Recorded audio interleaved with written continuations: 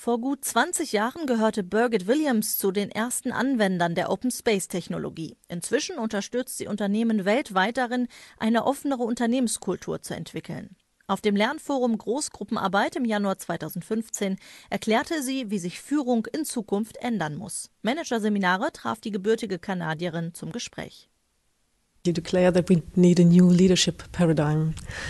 Could you characterize in a few words this new leadership that we need? Leadership is poorly understood. It's poorly understood by just about anyone that I've worked with. When I work with a leadership team, for example, and I ask, say the team is made of 6 people, and I ask them, okay, each one, write down what do you believe is leadership, and I get 6 different answers and often quite different. So first I'd like to say this word leadership, it's misunderstood.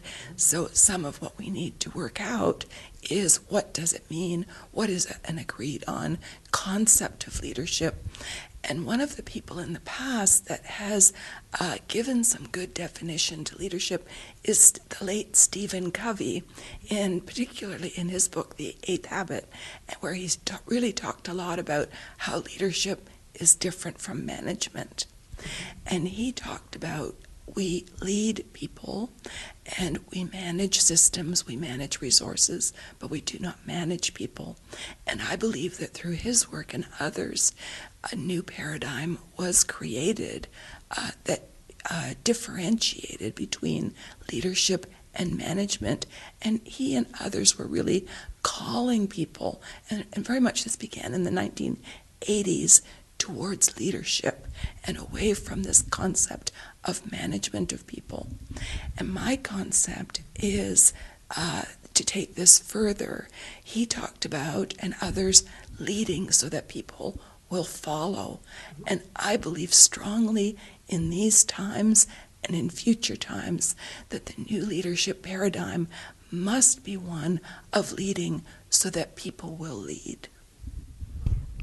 What's wrong with the old paradigm? Why don't the old ways of leading not work anymore? For the companies where it is working, where the senior leaders say, wow, everything here, it's fine, it's perfect, we're performing well, then don't touch it.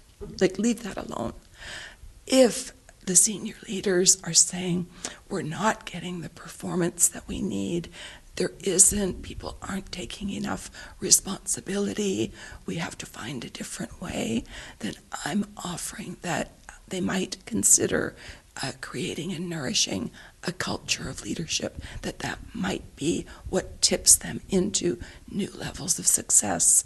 And the second really big reason for me is that the performance environment for leadership has changed. And part of what has changed is that we are needing to offer leadership in our organizations that are facing constant external and internal change. And in order to be able to be agile, to be flexible, to build the capacity at an organization-wide level to be able to thrive in change, not just survive. And change isn't just about a moment in time with a fixed beginning and a fixed end. It's constant. And so if we look at what does it take in order for an organization to be able to meet today's performance challenge, we need a different leadership paradigm to do so. How do leaders have to change on their way to become genuine contact leaders? It requires leadership development on the part of the senior leadership team to be able to handle leading so that people can lead, because for senior leaders that can feel a little bit scary, because if we actually look at the potential of the workforce and we open it, as I did in my own experiments with it, for people to really lead not only themselves, their work unit, their team, and offer leadership throughout the whole organization, that for the senior leader, and I'll explain from my own perspective, at first it's like, oh my goodness, these people, look at, they're coming forward with this idea. How can it go? And I, as the senior leader, am accountable for the performance of this organization. And so I remember within me how scary those choices were at first. Do you think attitudes have changed within the last 20 years? Are people now more ready for this new paradigm than they were 20 years ago? I think that there's more willingness to consider being ready.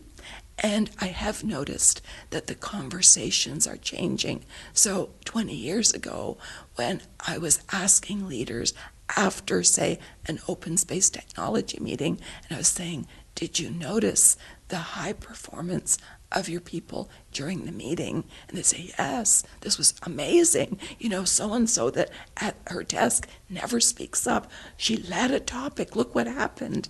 And I say, well, are you interested in exploring whether or not you can have daily performance like that with people? So 20 years ago, it was very unusual for the leaders to say, yes, we'll go with this, we'll explore. It was much more common for the leaders at that time to say, we want this, but I'm not ready.